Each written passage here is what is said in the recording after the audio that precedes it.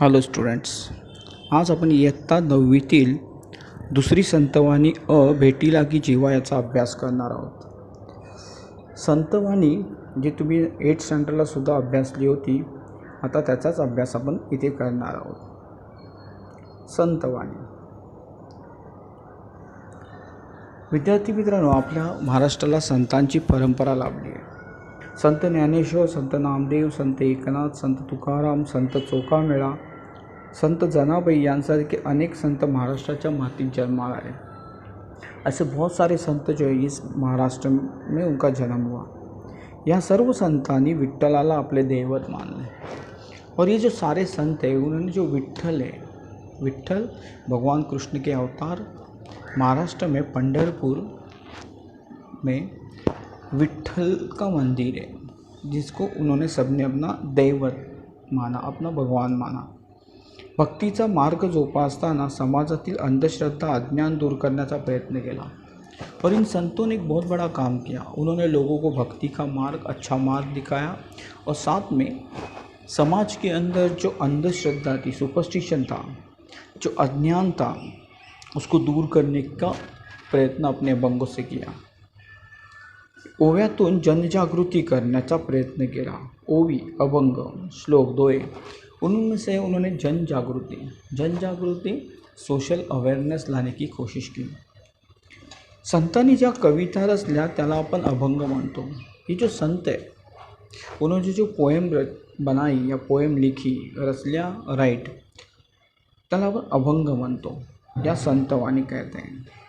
मग संतवाणी म्हणजे काय? या अभंगाला आपण संतवाणी असे म्हणतो. संतवाणी म्हणजे संतांचे बोल. ये जो अभंग है, इनको हम संतवाणी भी कहते हैं, क्योंकि संतों ने लिखा हुआ, संतों ने बोला हुआ, वाणी मतलब साऊंड, आवाज़, इसके लिए ये संतवाणी. चला तर विद्यार्थी मित्रांनो, अशीच एक संतवाणी आज आपण अभ्यासू. अशाच एका संतवाणीचा आज आपण अभ्यास करणार आहोत. संतवाणीचे नाव आहे भेटी लागी जीवा. भेटी लागी जीवा. भेंट मतलब मिलना, मीटिंग करना, किसी से मिलना. लागी जीवा, जीव मतलब जीवन, सोल, आत्मा, प्राण. इस कविता के जो कवि हैं संत तुकाराम. संत तुकाराम महाराष्ट्र के एक बहुत बड़े श्रेष्ठ ऐसे संत. हर इंसान साल में एक बार अपने भगवान के दर्शन करना चाहता है. वैसे ये संत तुकाराम जो है, उन्होंने पंढरपुर में स्थित अपने विठ्ठल के दर्शन करने की इच्छा निर्माण हो गई है. और वो कहते कि मेरे जीवन में भगवान की भेंट करण्याची या भगवान को मिलने की इच्छा निर्माण की है. और वो चीज़ को उन्होंने अलग अलग एग्जाम्पल के थ्रू बताने की कोशिश कर रहे हैं.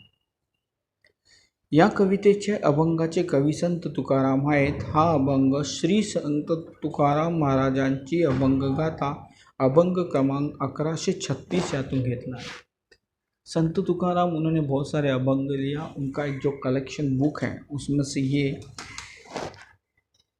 1136 नंबरचा नाव संत अभंग. या कवितेत एकूण 5 काव्यपंक्ती आहेत. 5 काव्यपंक्ती. पंक्ती लाईन. भेटी लागी जीवा, लागिली सियास, पाहे रात्रंदिवस वाट तुझी. पौर्णिमेचा चंद्रमा चकोर जीवन, तैसे माझे मन वाट पाहे. दिवाळीच्या मुळा लेकी आसावली, पाहातसे वाटुली पंढरीची. भुकेलिवा बाळ अतिशोक करी, वाट पाहे उरी माऊलीची. तुका म्हणे मज लागिलीसी भूक, धावून श्रीमुख दावी देवा. ऐसे ये पोएम, छोटा सा पोएम है. अब इसमें से महत्त्वाचे मुद्दे क्या पढ़ रहे हैं हम लोग? महत्त्वाचे मुद्दे, इम्पोर्टेंट पॉइंट्स. कवीचा परिचय, इंट्रोडक्शन और प्रस्तावना. इंट्रोडक्शन, पोएम के इंट्रोडक्शन. या काव्यपंक्तीमध्ये आपण अभ्यासणार आहोत. क्या पढ़ाई कर रहे हैं? कवितेतील महत्त्वाचे मुद्दे, कुछ इम्पोर्टेंट पॉइंट. पहला परिच्छेद जो है, भेटी लागी जीवा, लागिली सियास. पाहे रात्रंदिवस वाट तुझी। ये जो दो लाइन है उसमें से बताने की कोशिश की है कि परमेश्वर भेटीची आतुरता, उत्सुकता, एक्साइटमेंट, कि भगवान संत तुकाराम को विट्ठल को मिलने की जो एक्साइटमेंट है, उत्सुकता है, वो बताने की कोशिश की है। पौर्णिमेचा चंद्रमा चकोरा जीवन, तैसे माझे मन वाट पाहे। इसमें उन्होंने एक एग्जाम्पल दिया है चकोर पक्षी का।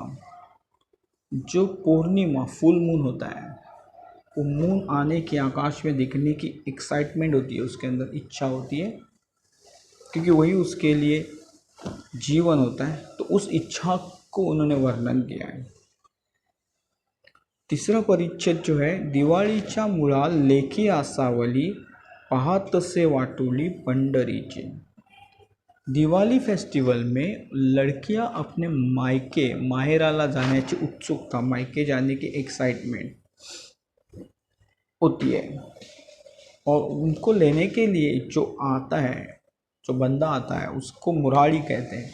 फिर वो उनके पिताजी हो या उनका भाई हो, तो उनकी कैसे एक्साइट होकर राह देखते हैं, ये एक्साइटमेंट यहाँ पर बताया, वर्णन किया है। और फोर्थ वाला परिच्छेद, भुकेली वा बाळ अतिशोक करी, वाट पाहे उरी माऊलीची। फोर्थ में लहान मुलाचा, एक छोटे बच्चों को भूख लगने के बाद जो शोक करता है, जो दुख दिखाता है, जो रोता है, उसके बारे में वर्णन किया है। और आखिर में, तुका मने मज लागली सी भूक, धावूनी श्रीमुख धावी देखा। और तुकाराम ने, संत तुकाराम जो है, उन्होंने उनके मन में भगवान को मिलने की जो ओढ़ है, ओढ़ इच्छा, उसका वर्णन किया हुआ है। कविचा परिचय पाओ। अभी हम संत तुकाराम का परिचय देखते हैं, परिच्छेद देखते हैं। नाव तुकाराम बल्लोबा अंबिले मोरे, कालखंड जन्म 1608, मृत्यू 1650। विशेष, व्यवहार आणि अध्यात्म यांची सुयोग्य सांगड घालणारे वारकरी संप्रदायातील संत कवी। व्यवहार, बिझनेस, ऑक्युपेशन आणि अध्यात्म, मेडिटेशन यांची सुयोग्य सांगड घालणारे, सुयोग्य, प्रॉपर और सांगड एडजस्ट करने वाले वारकरी संप्रदायातील संत कवी। वारकरी संप्रदाय, वार का मतलब होता है दिवस, अ डे। करी मतलब प्रवास करने वाले, ट्रैवलर। महाराष्ट्र में विट्ठल का जो मंदिर है, जो विट्ठल भगवान के मंदिर है, उनकी एक परंपरा है कि हर साल आषाढ़ी एकादशी या फिर कार्तिक एकादशी हो, लाखों जो भक्त हैं वो वहाँ पर जाते हैं और भगवान के दर्शन करते हैं, और फिर पूरे साल भर अपने काम को ही भगवान समझकर करते हैं। तो ये जो परंपरा होता है, ये जो मानने वाले लोग ग्रुप होते हैं, ग्रुप है लोगों का, समुदाय है, इसे वारकरी संप्रदाय कहते हैं। वारकरी संप्रदाय। दांभिकता, दांभिकता दिखावा, शो। दैववाद, दैव नसीब, लक, नसीब पर डिपेंड रहना। अहंकारी वृत्ती, अहंकार, स्वाभिमान, घमंड आणि दुराचार, अत्याचार इत्यादींचा परकट समाचार त्यांनी आपल्या अभंगातून घेतला है। इन सारी बुराइयों को उन्होंने अपने अभंग से लोगों को बताया हुआ है कि समाज के लिए कितना हानिकारक होता है। परकट स्ट्रॉन्ग समाचार आपल्या अभंगातून घेतला आहे। लेखन विशेष, उनकी खास भाषिक वैशिष्ट्य, लेखनाची वैशिष्ट्य, राइटिंग स्किल, प्रेम, अफेक्शन, नैतिकता, अच्छे विचार, अच्छे बिहेवियर, करुणा, काइंडनेस, दया आणि सर्वाभूती ईश्वर, और भगवान हर एक में, हर जगह पर भगवान है, या मूल्यांना प्रमाणभूत मानून आपल्या प्रापंचिक जीवनाचा आदर्श ते अभंगातून मांडतात। कि उन्होंने इन 4 मूल्य, वैल्यूज़ को इम्पोर्टेंस दिया। प्रेम, नैतिकता, करुणा, ये सर्वाभूति ईश्वर। इन मूल्यों को प्रमाणभूत, प्रमाणभूत सत्य, ट्रूथ, प्रूफ, मानून आपल्या प्रापंचिक फॅमिलियर जीवनाचा आदर्श ते या अभंगातून मांडतात. चला आता आपण कवितेच्या पंतवाणीचा अभ्यास करू. प्रस्तावना. कविता की प्रस्तावना. भेटी लागी जीवा लागिली. हा अभंग संत तुकाराम यांनी लिहिला आहे. प्रस्तुत अभंगातून संत तुकारामांनी आपल्या मनातील विठ्ठलाच्या भेटीची ओढ, इस अभंग में संत तुकाराम ने उनके मन में भगवान विठ्ठल के दर्शन करने की ओढ इच्छा समर्पक दृष्टांतातून व्यक्त केले. समर्पक दृष्टांत अच्छे उदाहरण प्रॉपर एग्जाम्पल से व्यक्त किए बताई हुए. या अभंगाचे कवी कोण आहेत तर संत तुकाराम. या अभंगातून संत तुकाराम यांनी काय व्यक्त केले की त्यांच्या मनातील विठ्ठलाच्या भक्तीची भेटीची ओढ त्यांनी वेगवेगळ्या उदाहरणातून व्यक्त केली आहे. आता कवितेला सुरुवात करू. भेटी लागी जीवा लागिली सियास, पाहे रात्रंदिवस वाट तुझी. भेंट मतलब गाठ, किसी से मिलना, मीटिंग. लागी जीवा, जीव आत्मा, सोल, जीवन, लाइफ. लागिली से आस, आस इच्छा. पाहे रात्रंदिवस वाट तुझी. संत तुकाराम म्हणतात की माझ्या आत्म्याला, माझ्या प्राणाला, माझ्या जीवनामध्ये विठ्ठलाला भेटण्याची आस निर्माण झाली आहे, तीव्र इच्छा निर्माण झाली आहे. आणि तो दिवस, तो क्षण कधी येतो याची मी रात्रंदिवस वाट पाहत आहे. भावार्थ. पंढरपूरचे श्री विठ्ठल हे संत तुकारामाचे आराध्य दैवत, खास आराध्य फेवरेट. तुकारामाने अगदी मनापासून तन मन धन झरकून आयुष्यभर विठ्ठलाची भक्ती केली. ये संत तुकाराम है, उन्होंने जीवन भर अपना तन मन धन देकर विठ्ठलाची भक्ती केली. भक्ति के बारे में जाना. त्यांनी विठ्ठलाचे सगुण रूप पाहिले.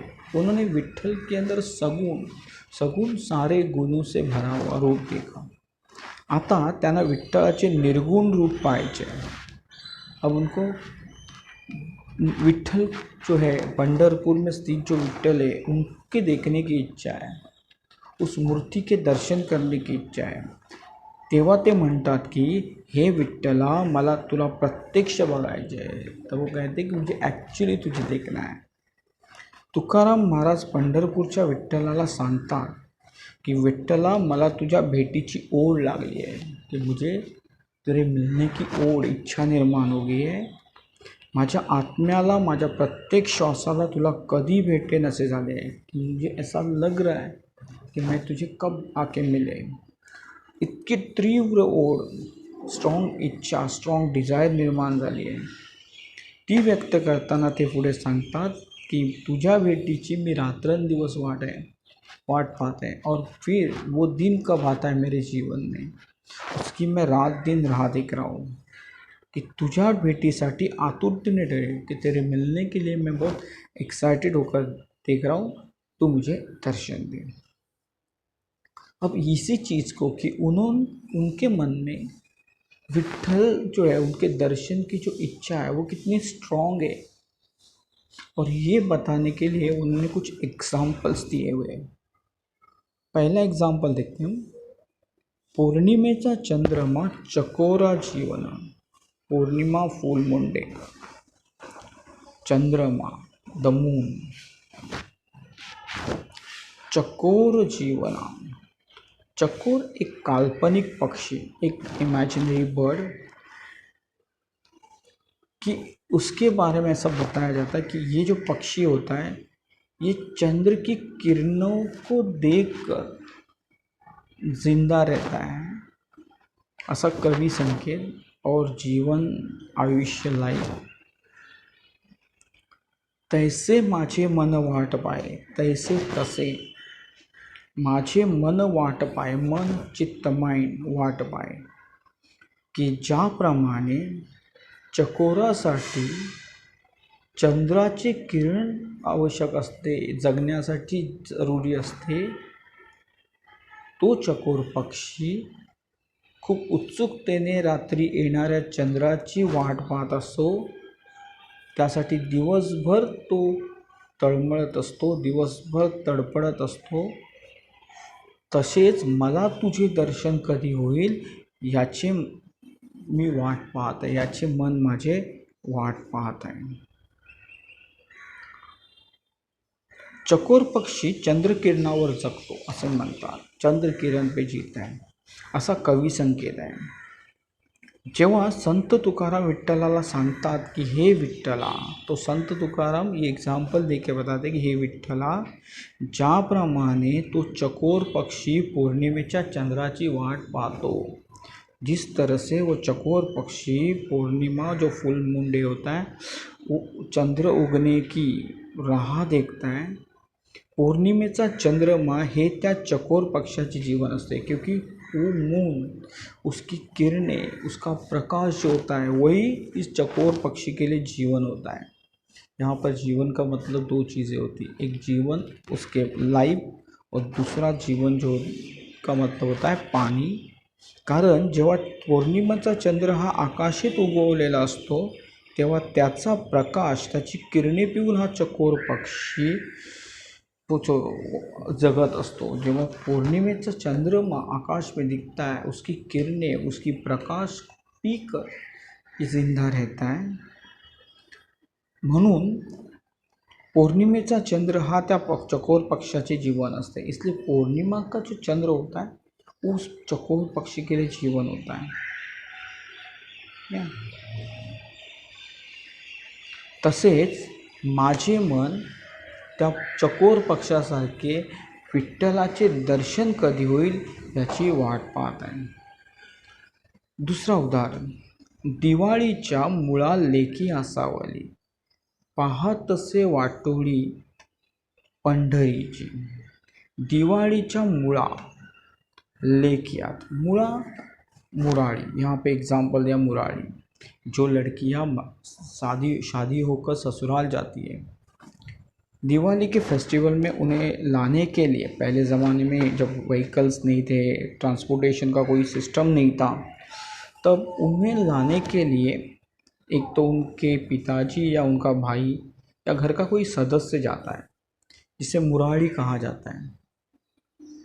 और दूसरा यहाँ पर मुळा का मतलब होता आरंभ, बिगिनिंग. लेकी असावली, लेकी डॉटर, मुलगी. आसावली इच्छा रखना, इच्छा अगेन. पाहतसे वाटोली पंढरीची, वाटोली वाट, रस्ता, पंढरीची, पंढरी पंढरपूर. संत तुकाराम म्हणतात की दिवाळीच्या मुळा लेकी असावेत. दिवाळीच्या वेळी लेकी मुली आपल्या माहेरून येणाऱ्या, त्यांना न्यायला येणाऱ्या कोणाची तरी वाट पाहतात, ज्यांना मुराळी बोलतात. तशाच प्रकारे मला विठ्ठलाचे दर्शन कधी होईल, पंढरपुरातून कधी मला निरोप येईल, कधी मला न्यायला येतील याची मी रात्रंदिवस वाट पाहत आहे. लग्न होऊन सासरी गेलेल्या मुलीचे उदाहरण सांगतात. शादी होकर जब लड़की ससुराल जाती है उसका एग्जाम्पल उन्होंने बताने की, ते सांगतात की सासरी गेलेली मुलगी दिवाळीच्या सणाला कोणीतरी मला माहेरून नेण्यासाठी येईल यासाठी आस लावून बसते असते. देखिए सासरी गेलेली मुलगी दिवाळीच्या सणाला, दिवाली फेस्टिवल में, कि कोई तो मुझे माहेरी, माहेरी मम्मी का घर, मायका ले जाने के लिए आएगा, उसकी राह देखती रहती है. फिर जैसे उसका भाई हो, उसके पिताजी मुराळी बनून येतात आणि माहेराला घेऊन जातील याची वाट पाहत असते. तसेच संत तुकारामांसाठी त्यांचे माहेर म्हणजे पंढरी, त्यांना कधी माहेरून नेण्यासाठी किंवा कधी माहेरून निरोप येईल, कब उन्हें बुलावा आएगा उसकी राह देख रहे हैं। तीसरा उदाहरण दिया हुआ है, भुकेली वा बाळ अति शोक करी, वाट पाहे उरी माऊलीची। भुकेली वा बाळ अति शोक करी, शोक दुःख, वाट पाहे उरी माऊलीची, उरी हृदय, फ्रॉम बॉटम ऑफ हार्ट, माऊली आई। एका लहान बाळाला जेव्हा भूक लागते तेव्हा तो रडतो आणि आई येण्याची वाट पाहत असतो। संत तुकाराम कहते हैं कि एक छोटा बच्चा होता है, उसे जब भूख लगती है, 6-8 महीने का बच्चा भूख लगती है, उसे बोलने नहीं आता है, तो अपनी माँ को बुलाने के लिए वो रोता है और उसकी आवाज़ सुनकर, उसके रोने की आवाज़ सुनकर माँ तुरंत वहाँ पर चली आ जाती है, भाग कर आ जाती है, उसे गोद में उठाती है और माँ को देख कर जैसे उसकी भूख प्यास मिट जाती है, क्योंकि उसे विश्वास हो जाता है कि नहीं, अब मुझे खाना मिलेगा, अब मेरा जो दुख है, मेरा जो दर्द है वो दूर हो जाएगा। वैसे ही संत तुकाराम ने ये बताने की कोशिश की है कि जो विट्ठल है वो सारे भक्तों के लिए माऊली होते हैं, माऊली माँ।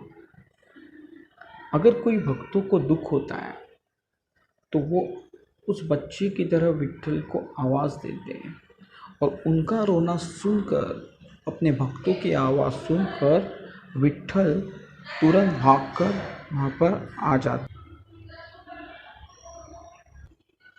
संत तुकाराम पुढे म्हणतात की ज्याप्रमाणे चकोर पक्षाला पौर्णिमेच्या चंद्राची ओढ लागते, त्याप्रमाणे एक भुकेले बाळ त्याला आई येण्याची वाट पाहत असतो, त्याप्रमाणे मला देखील तुझ्या दर्शनाची, भेटण्याची भूक लागली आहे। तुझे सगुण रूप मी पाहिले, तुझ्या निर्गुण रूपाचे, सगुण आत्मा से, तुझ्या निर्गुण जो एक्चुअल में है, जो मूर्त स्वरूप में है, उसको देखने की इच्छा निर्माण हो गया। तेव्हा ही माझी प्रार्थना ऐकून तू धावत ये, एका आईसारखा धावत ये आणि मला तुझे दर्शन दे।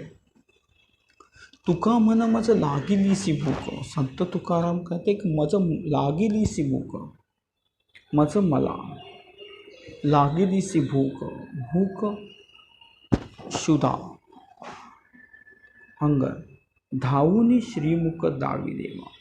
धावूनी, धावूनी भाग कराना, भागना, श्रीमुख, श्रीमुख, श्री भगवान, मुख चेहरा, वदन, दावी देवा। ज्याप्रमाणे एका आई ज्याप्रमाणे बाळाचे रडणे ऐकून धावत येते, बाळाला भूक लागलेली असते म्हणून बाळ रडते, त्याप्रमाणे संत तुकाराम म्हणतात की मला विठ्ठलाच्या दर्शनाची भूक लागली आहे। ज्याप्रमाणे आई धावत येते, आईला पाहताच बाळ शांत होते, त्याप्रमाणे विठ्ठलाला म्हणतात की मला तुझ्या दर्शनाची ओढ लागली आहे, तू धावत ये आणि तुझे श्रीमुख मला दाखव, त्याने माझ्या आत्म्यातील तुझ्या दर्शनाची जी भूख है ती शांत हो। संत तुकाराम कहते हैं कि जिस तरह से एक बच्चा भूख लगता है, रोता है, माँ आती जैसे चुप हो जाता है, माँ को देखकर उसको विश्वास हो जाता है कि अब उसे भूख नहीं लगेगी, अब उसे खाना मिलेगा। वैसे ही संत तुकाराम कहते कि हे विट्ठल, तू एक माँ की तरह मेरे पास आ, मुझे तेरे दर्शन की भूख लगी है, अपने दर्शन देकर मेरे इस जीवन की इस भूख को मिटा दें। इस तरह से अभी हमने ये पोएम पढ़ा, इसमें उन्होंने बहुत सारे एग्जाम्पल देके ये बताने की कोशिश की है कि किस तरह से संत तुकाराम जो है उनको अपने विट्ठल को मिलना है, उनके दर्शन की इच्छा निर्माण हुई है। कविता का रसग्रहण, रसग्रहण एप्रिशिएशन। पहिला मुद्दा, कवी कवयित्रीचे नाव, संत तुकाराम, तुकाराम बाल्लोबा आंबिले मोरे, बल्लोबा आंबिले। दुसरा, संदर्भ, रेफरन्स, भेटी लागी जीवा हा अभंग संत तुकाराम यांनी लिहिला आहे हा अभंग सकल संत गाता खंड दुसरा खंड पाठ दुसरा एडिशन सेकंड श्री तुकाराम महाराजांची अभंग आता या पुस्तकातून घेतला आहे. प्रस्तावना इंट्रोडक्शन, कविता का इंट्रोडक्शन. भेटीला की जीवा हा अभंग संत तुकाराम महाराजांनी लिहिला आहे. या अभंगातून संत तुकारामांनी आपल्या मनातील उनके मन में विठ्ठलाच्या भेटीची ओढ, विठ्ठल को मिलने की ओढ, इच्छा योग्य उदाहरणातून व्यक्त केले, प्रॉपर एग्जाम्पल में से व्यक्त किए, एक्सप्लेन किए. फोर्थ, वाड्मय प्रकार, टाइप्स ऑफ लिटरेचर. भेटी लागीची वाह हा कविता एक अभंग है. अभंग एक अलंकार का नाम होता है, संतों ने लिखा हुआ अभंग. अभंग मतलब जो अनब्रेकेबल, जो भंग नहीं होता है, जिसे भंग नहीं, तोड़ नहीं सकते, इसे अभंग कहते हैं. पांचवा मुद्दा, कवितेचा विषय, पोएम का विषय, सब्जेक्ट. विठ्ठल भेटीची अनावर ओढ, अनावर स्ट्रॉन्ग ओढ, इच्छा विविध उदाहरणाद्वारे व्यक्त करणारा, अलग अलग एग्जाम्पल से व्यक्त करने वाले संत तुकारामांच्या भेटी लागी जीवा हा अभंग एक उत्कृष्ट भक्ति गीत है. तो ये संत तुकाराम का जो अभंग है एक उत्कृष्ट भक्ति गीत, एक भगवान की भक्ति एक्सप्लेन करने वाला गीत है. 6. कवितेतील आवडलेली ओळ, फेवरेट लाइन. दिवाळीच्या मुळा लेखी असावली, पाहत तसे वाटुली पंढरीची. पहले ज़माने में लड़कियों को जो शादी होकर ससुराल जाती थी उन्हें बहुत कम मौके मिलते थे अपने मम्मी के पास, मम्मी के घर पे मायके जाने के लिए. और वो जो एक दो मौके साल में मिलते थे वो उनकी बड़ी एक्साइट होकर राह देखती थी, क्योंकि उस ज़माने में न तो कोई ट्रांसपोर्टेशन की फैसिलिटीज़ थी, न कोई कम्युनिकेशन ज़्यादा थी. तो साल भर जो एक्साइटमेंट रहता था, घर के लोग, मम्मी पापा कैसे हैं, और जब उन्हें कोई फेस्टिवल जैसे दिवाली फेस्टिवल में जाने का मौका मिलता है, तो जैसे ही दिवाली फेस्टिवल नज़दीक आता है वो एक एक दिन काउंट करते रहते हैं. इसलिए ये लाइन मुझे बहुत अच्छी लगी. मध्यवर्ती कल्पना, सेंट्रल आइडिया. संत तुकारामांनी तन मन धनपूर्वक विठ्ठलाची भक्ती केली आहे. उन्होंने अपने तन मन धन से विठ्ठल की भक्ति की है. अगदी मनापासून त्यांचे नामस्मरण केले, अगदी मन से उनका नामस्मरण, भगवान के नाम को याद करना नामस्मरण करें. अशा आपल्या भगवंताच्या म्हणजे विठ्ठलाच्या भेटीची अनावर ओढ त्यांच्या मनात निर्माण झाली. और ऐसे ही एक दिन अपने भगवान को मिलने की अनावर स्ट्रॉन्ग इच्छा उनके निर्माण हो गई. त्यासाठी अतिशय समर्पक उदाहरणाने वापरून त्यांनी भेटी लागी जीवा या अभंगातून ती ओढ है. इसलिए कोई अच्छे एग्जाम्पल का इस्तेमाल करके उनके मन में जो इच्छा निर्माण हुई है उसका वर्णन किया. 8वां, कवितेतून मिळणारा संदेश, मॅसेज. संत तुकाराम यांनी विठ्ठल भेटीची ओढ लागली आहे, ओढ, इच्छा. त्यासाठी अतिशय योग्य उदाहरणे वापरून त्यांनी भेटी लागी जीवा अभंग लिखा. इसके लिए उनने बहुत अच्छे एग्जाम्पल का इस्तेमाल करके ये भेटी लागी जीवा अभंग का निर्माण किया है, लिखा हुआ है. या उदाहरणाचा अभ्यास केला असता संत तुकारामांच्या मनात विठ्ठलाच्या भेटीची किती अनावर ओढ आहे हे लक्षात येते. इस एग्जाम्पल का उदाहरण करते उनके मन में कितनी स्ट्रॉन्ग इच्छा है वो याद आते हैं. अशीच आपणही परमेश्वराची भक्ती केली तर आपणासही परमेश्वराची प्राप्ति होती. तो वो बताने की कोशिश की कि अगर हम भी परमेश्वर भगवान की भक्ति करते हैं तो हमें भी उसकी प्राप्ति होती है. ये संदेश इस अभंग से मिलता है. कविता आवडण्याची व न आवडण्याची कल्पना. कविता आवडणे, अच्छे लगने या न अच्छे लगने के कारण. भेटी लागीची वाह हा संत तुकारामाचा अभंग मला खूप आवडला. ये संत तुकाराम का अभंग लेखक को बहुत अच्छा लगा. याचे कारण, उसका रीज़न म्हणजे विठ्ठल भेटीची ओढ व्यक्त करण्यासाठी त्यांनी निसर्गातील, संसारातील अगदी चपखल उदाहरणाचा वापर केला है. और इसके बारे में ये जो ओढ है, इच्छा है, उसको व्यक्त करने के लिए उन्होंने नेचर में से जो एवरीडे संसार है उसमें से कुछ परफेक्ट एग्जाम्पल का इस्तेमाल किया है. रोजच्या व्यवहारातील उदाहरणे वापरून अपेक्षित परिणाम त्यांनी साधला है। रोज के जो व्यवहार है उसके एग्जाम्पल्स को देकर जो एवरीडे एकदम देखते हैं वो सारे एग्जाम्पल को उन्होंने परफेक्टली इस्तेमाल किया है। भाषिक वैशिष्ट्य, लँग्वेज फीचर्स। संत तुकाराम यांच्या अभंगाची भाषा अतिशय साधी, उनके अभंग की भाषा जो है बहुत ही सिंपल, सरल, इजी वो रसाळ आहे, रसाळ स्वीट, मधुर। शिवाय भक्ती, व्यवहार आणि अध्यात्म यांची सुयोग्य सांगड त्यांच्या अभंगात। इसके बावजूद भक्ति, व्यवहार, धंधा, बिजनेस और अध्यात्म, मेडिटेशन यांची सुयोग्य सांगड, इनकी परफेक्ट मैच इसमें से दिखा है। क्योंकि संत तुकाराम जो थे एक व्यापारी थे और भगवान के अच्छे भक्त थे, उनके बारंबार। अशा प्रकारे आज आपण भेटी लागी जीवा हा संत तुकारामांचा अभंग पाहिला। आपल्या मनातील विठ्ठलाच्या भेटीची ओढ, इच्छा त्यांनी अनेक उदाहरणातून अनुभवली आहे।